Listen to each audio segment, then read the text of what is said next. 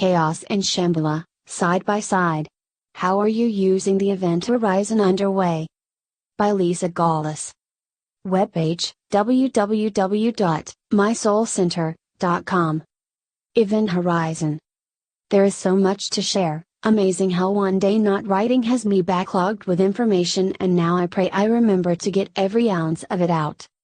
For many years now, we have talked and even seen to the slightest degree, the separation of the wheat from the chaff. Well, if I am understanding all that is coming in, information-wise, now, this is the final separation. This is what this great flood, great purification is really all about. The more connected conversations I am having about this enormous moment we are all in, the clearer it is becoming.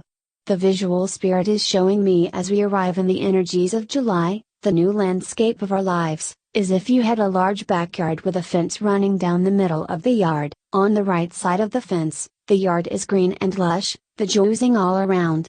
The left side of the fence starkly opposite, chaos. Pure chaos. I see it as black strands and dots of energy in constant movement of, I guess the word we can use is entangled debris. It's cold over there. This fence is like a force field, one cannot and will not affect the other even though they share the same yard, so to speak. The entire planet is in choice, every person, every collective, everything. Which side of the fence are you choosing? My team is very specifically using the term Shambhala for the right side of the fence. I choose that particular spelling of the word. There are many variations, because of the Sanskrit meaning peace, love and harmony. It is not enough to simply declare or intend to arrive in Shambhala. To live there you must be Shambhala. Let's be really clear on this too, because sometimes we can get confused due to many different facets of programming over the eons. This very important information came through a conversation the other day as well. There is no doormat syndrome allowed in Shambhala. Love is a shared energy, it is not all give with no need for return. Oftentimes, we give and give and give and think to ourselves, it does not matter that in my time of need, I am stuck alone fending for myself even though I have spent a lifetime giving as much as I can to others. Believe it or not, that is as life-depleting as taking and never giving of yourself. Balance is always key. And please, know, that I am not talking of myself here, we are abundantly in each other's life in every way possible. Peace, love and harmony must begin and end with you. It can never come from an outside source, however, it can and will be reflected back to you by the world you choose to have around you. If you are not abundantly supported in all that you do, change the world you have around you. Do it ASAP please. It is God to be the center of your universe and fill your needs first and foremost. Always. The left side of the yard. Phew baby. Sunday night my sleep cycle, or really, lack thereof, was bizarre. I fell asleep at 9 p.m. like usual, but then awoke at 10 p.m., 11 p.m., 1 a.m., 2 a.m., and finally at 3 a.m. just got my tired ass up for the day.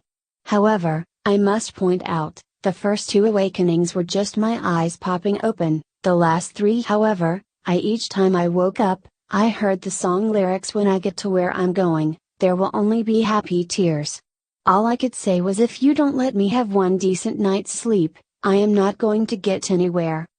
There was no way of harnessing the higher information to share outwards in a blog, my brain did not accompany my body with the getting up for the day action. I tried to write thank yous that are seriously way behind in getting out. Besides the word hi, the emotion I wanted to put into words, was wherever my brain was. So I did more packing, sorting and pricing until about 6 a.m. when I started to feel the pull of my holy bath waters. Considering I have not even had a shower in days, my to-do list is longer than the hours in any given day. Showers can wait. Lol, even a disconnected bath would be welcome to my nose. Giggle.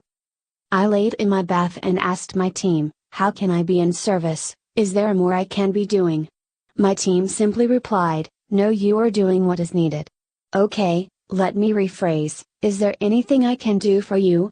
My team just said back, you just asked the same question using different words, we need nothing more from you. Then what the hell am I doing in my bath? I got stuff to do. BTW, what the hell is up with my sleep last night? That is not nice considering how much I have to do yet. And why did you skip midnight?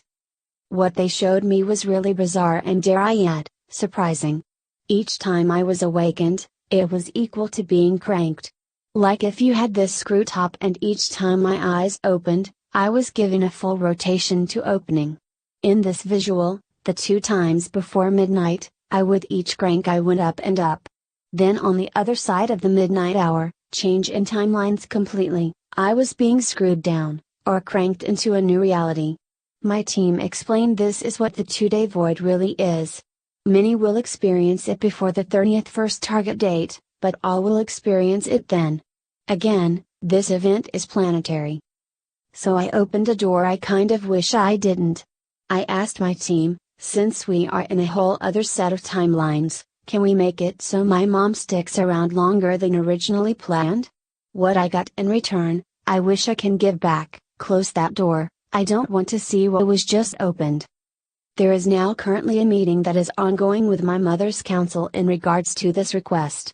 They will not be able to fully reply until she and I get together in the physical. When I moved to Florida, relationships are very different on the phone than they are on the actual earth plane of living together. However, they did give me caution, that she is not to move back to PA at all, visit, yes, move no. Her energy system could not withstand the weight of the density of that plane and would cause life failure. Really? Then. The information went into very unexpected directions.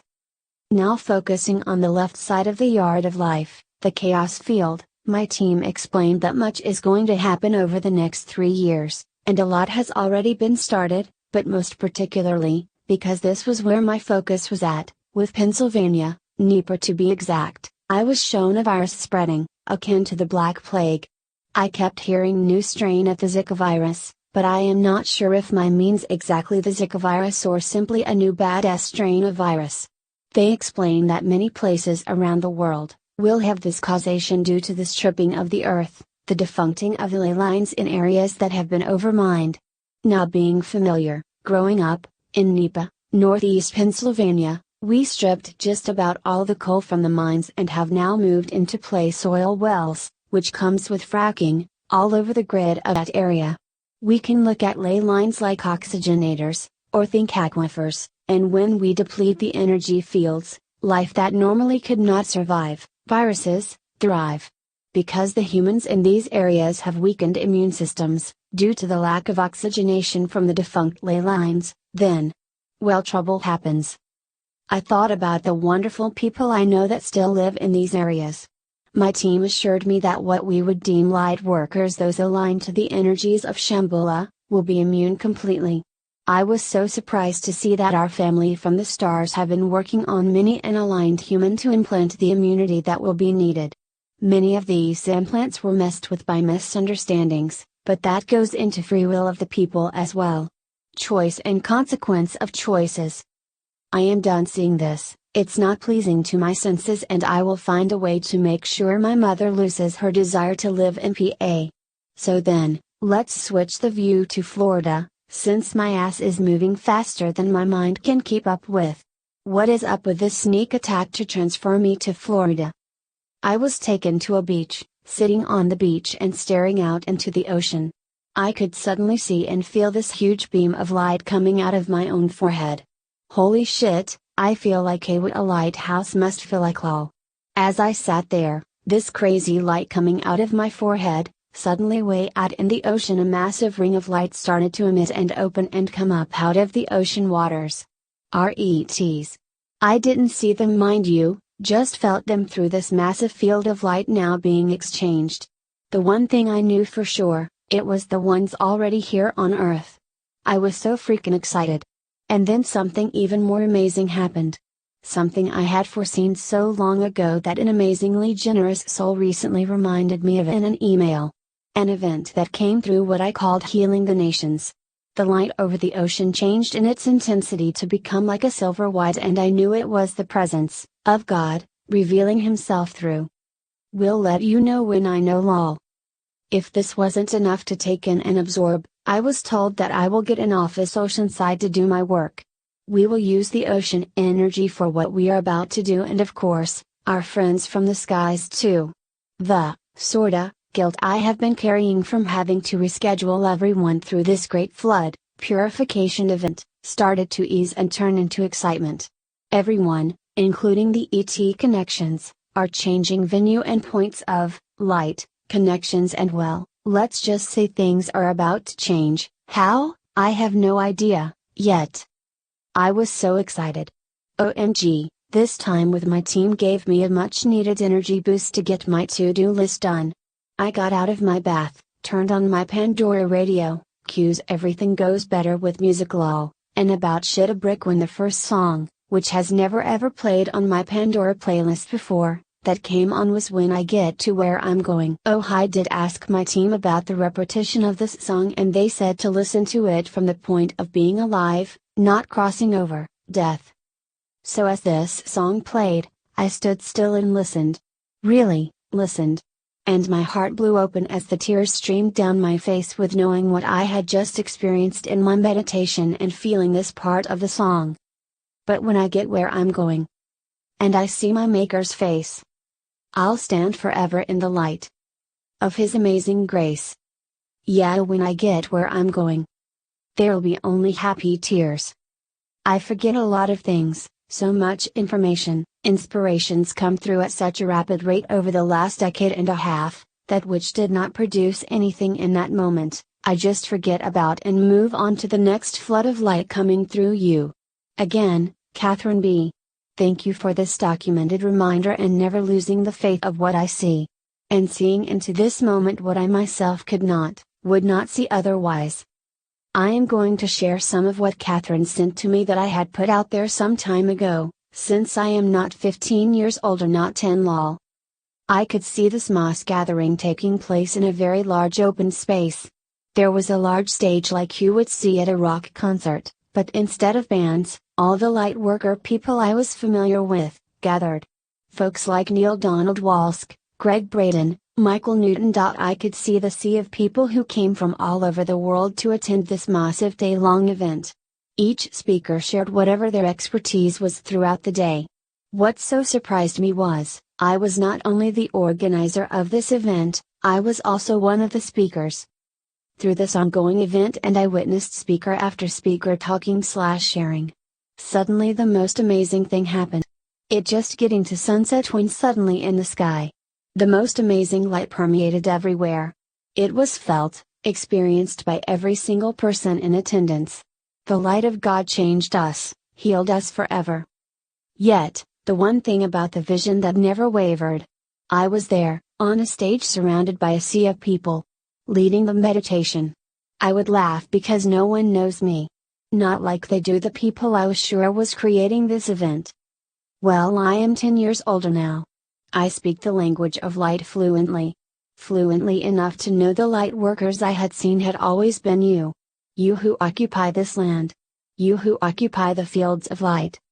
The other constant within this meditation was tearing a massive hole through the fabric of time. And the light. The pure light flooded the darkness of the world stage. I find it interesting that our teams, speaking of this very moment we are all in, is now calling it being in the event horizon. A couple of years ago, through the readings, have I said just how freaking grateful I am for your faith and trust with me. You provide all this light information. I am simply a stenographer. Spirit was talking about preparing for the event horizon. Well, we are in it now. I did take a stroll to Wikipedia to understand, remember, what an event horizon is. Turn the quantum physics into metaphysics and the fence running down the middle of the yard. In general relativity, an event horizon is a boundary in space-time beyond which events cannot affect an outside observer. In layman's terms, it is defined as the point of no return, that is, the point at which the gravitational pull becomes so great as to make escape impossible, even for light. An event horizon is most commonly associated with black holes. Light emitted from inside the event horizon can never reach the outside observer. Likewise, any object approaching the horizon from the observer's side appears to slow down and never quite pass through the horizon, with its image becoming more and more redshifted as time elapses. The traveling object, however, experiences no strange effects and does, in fact, pass through the horizon in a finite amount of proper time. From here to the central singularity will take 0.0001 seconds in proper time, in free fall, for a 30 solar mass black hole. This infall time is proportional to the mass of the black hole. 2. Keeping in mind, in heart, we are not here to stop the chaos, for it is very much needed. We are here to build the new, be the new. Oh, I want to add in this visual, I am most forgot lol, going back to the fence separating the yard. Shambhala and the chaos. I could see the energy of chaos as if it was in a corset and started to become squeezed tight. As this energetic corset squeezed tighter and tighter, the energy started to gather upwards at the top of this corset and once released, transmuted and flew into the Garden of Eden we are living and building. The heartscape of Shambhala. With this visual is the knowing, but not the understanding, that much is going to be released unto us and energy forms of all kinds to flourish without struggle or effort. Energy never truly dies, it's reformatted and recycled into higher forms, us. On that note, my to-do list awaits. My team so lovingly moved up my move-out date to Sunday at 6 p.m. Jesus, have mercy on this human. Lol, it's weird because I feel I am being evacuated as opposed to transplanted and I have no idea why. Nor is anyone tell me either lol. I love you all so much and I cannot tell you how grateful I am for your love, your support, your own bravery for being the presence of God embodied. Hugs overflowing with happy tears to all. Lisa Gawlas. www.mysoulcenter.com. Please no booking or rescheduling appointments until I send out an email with my new time zone and changes. Thank you. P.S. I want to share a meditation experience that a beautiful friend had the other day. When she told me of her meditation and I could feel the importance of it, I asked her to share it on my Facebook as well as was given permission to share it here. If you do not put your foot forward into the new, into the pure trust field of Shambhala, well, just do it. Thank you, Barbara Jack Shaw. Lisa, this morning in my meditation I saw something that fits perfectly with the messages you've been receiving, writing about the importance of action and moving forward. I saw myself walking into a void of pure potential, at the leading edge of my life. I understood that there was no one leading the way, no one breaking ground for me, that the creation ahead was both my responsibility and my exciting adventure. Each step I took into the void created virgin ground beneath my foot. And once I took a step I saw and felt how reality immediately sprang to life and arranged itself around that movement, choice. Side to side my body formed a plane. In front of the plane was pure potential. Behind that plane were all the resources, guidance, help, knowledge, everything I'd need, backing me up 100%. But it was my step into the void and the unknown, that created the reality. Without the step or action, potential remains potential and new realities remain unrealized. I felt how the old idea of needing to get each and every duck in a row before we take action, of needing to feel 100% confident or ready, or needing to feel certain about outcomes, is backwards and so the old way of doing things. It's literally our magical movement forward that creates, and that movement is as simple as taking one small step at a time. Completely doable, and exciting and fun, for everyone, no matter where any of us are at and no matter where we want to go. So today I am celebrating steps large and small. Love you. From Barbara Jack Shaw, Santa Fe, New Mexico.